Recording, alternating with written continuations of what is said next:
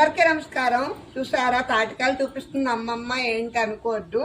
అందరికీ తెలిసిన తాటికాయలతో కూడా చాలా రకాల వంటలు చేసుకోవచ్చండి. ఈ రోజు మాత్రం తాటి రొట్టె తయారు చేయడం చూపిస్తాము. కాయలైనా ఎంత కష్టపడి తీయాలో, వేస్టేజ్ చూడండి అక్కడ ఎలా ఉందో. ఇంత కష్టపడి తీసిన తర్వాత గుజ్జు చూపిస్తామండి. కట్టెలు పోయి చూసారా ఎంత బాగా వెలుగుతుందో కదా అండి. గాలికి ఎలా అగ్గి కదులుతుందో. చక్కగా బాండి పెట్టుకుని ఆయిల్ వేసుకుని చూసారా, తాటి పేసంలో చక్కగా బియ్యపు రవ్వ కలుపుకోవాలండి. అది మిస్ అయింది.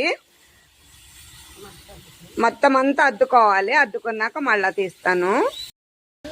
చూసారా పైన మొత్తం అంతా సర్దుకున్న తర్వాత అరిటాకు ముక్కలు వేసుకోవాలండి. చూసారా ఇలా పైన నిప్పులు వేసుకోవాలండి. తర్వాత కాలిన తర్వాత ముక్క కట్ చేశాక చూపిస్తాను. చూసారా బర్గర్లు పిజ్జాల కంటే తాటి రొట్టె చాలా బాగుంటుందండి. ఫ్లవర్స్ తో డెకరేషన్ చేసాము. ఉంటాను. Bye bye.